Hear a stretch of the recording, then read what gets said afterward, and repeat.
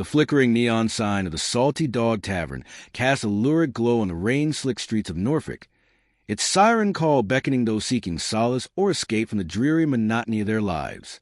Inside, the air hung thick with the scent of stale beer, desperation, and cheap perfume, a fitting backdrop for the scene unfolding within. Alice, her eyes glazed with a mixture of exhaustion and cheap whiskey, sat perched on a bar stool, her body aching, her mind a fractured kaleidoscope of fragmented memories and distorted realities. The ghosts of past traumas clung to her like a shroud, whispering doubts and anxieties, fueling the despair that threatened to consume her. Shane, his face etched with frantic desperation that belied his usual swagger, had dragged her to this dive bar. He needed money, and he needed it fast. The eviction notice on their lavish home had arrived that morning, a stark reminder of his overspending and the precariousness of their lifestyle.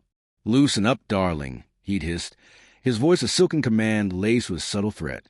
"We need to make some serious cash tonight. We're about to lose everything." Alice, her stomach churning with a mix of nausea and resignation, forced a smile, her lips curving into a brittle parody of happiness. She hated this life, hated the way men looked at her, hated the way her body was a commodity, a bargaining chip in Shane's ruthless game. But she was trapped, her spirit broken, her will eroded by years of manipulation and abuse. Just as despair threatened to engulf her, a figure emerged from the shadows. Byron Valentine, his face a canvas of warmth and a quiet confidence that made him stand out from the rest of the patrons, moved with an assured grace towards the bar. He had a lean, muscular build, and his eyes, the color of a stormy sea, scanned the room with a practiced intensity that held a curious, almost knowing glint. Shane, ever the opportunist, nudged her, his voice a conspiratorial whisper. "There's your mark, darling. Go get him. We need a big score tonight."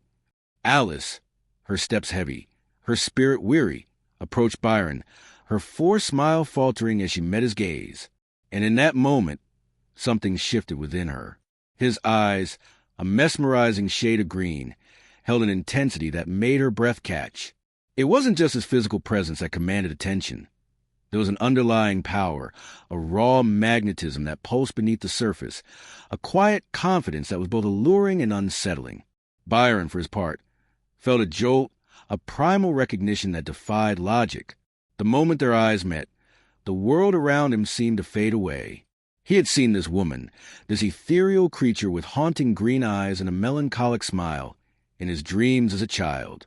He had searched for her, consciously and unconsciously, for years, his heart yearning for a connection he couldn't explain. And now, here she was, more beautiful than he could have ever imagined.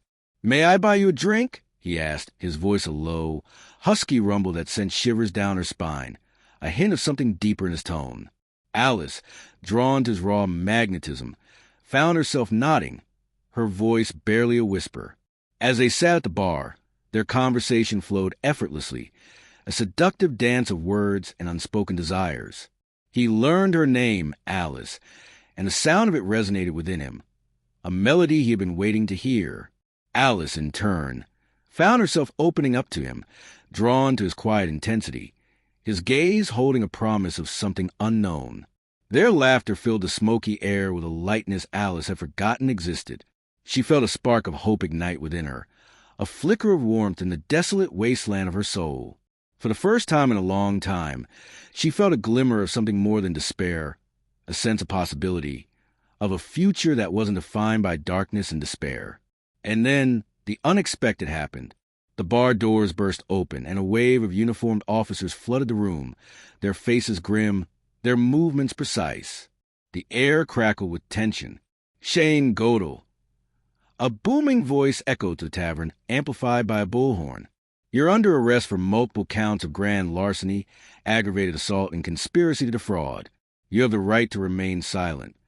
The officers swarmed in, their hands moving with practiced efficiency. One officer forcefully pinned Shane against the bar, his face contorted in shock and rage. "What the hell is this?" Shane screamed, his voice laced with panic. "You got the wrong guy." But the officers were unmoved. Their search of Shane's person revealed a wad of cash, a collection of forged documents, and a small but potent weapon. "We've been tracking you for months, Godel," the officer said, his voice cold and hard. "Your little real estate scam wasn't so clever after all. We have enough evidence to put you away for a long time." The tavern erupted in a cacophony of gasps and whispers. People who'd been quietly nursing their drinks now stared in open-mouthed astonishment. Some recognized Shane, their faces reflecting a mix of shock and unease. Shane's face turned a shade of sickly gray.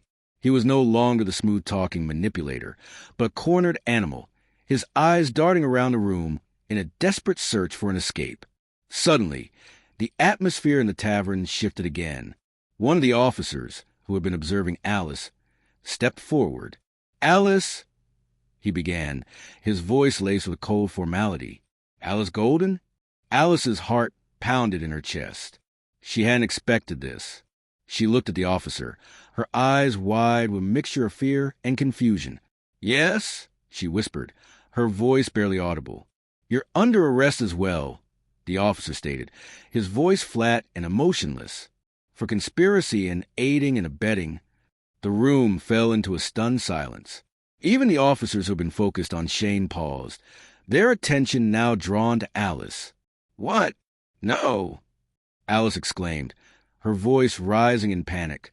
"I didn't do anything." "You'll have to tell that to the judge," the officer said, his grip tightening on her arm. "You have the right to remain silent." Two officers moved to restrain Alice, their movements swift and efficient. She struggled against them, her eyes darting around the room, searching for an escape. Byron watched the scene unfold, his expression a mask of stunned disbelief.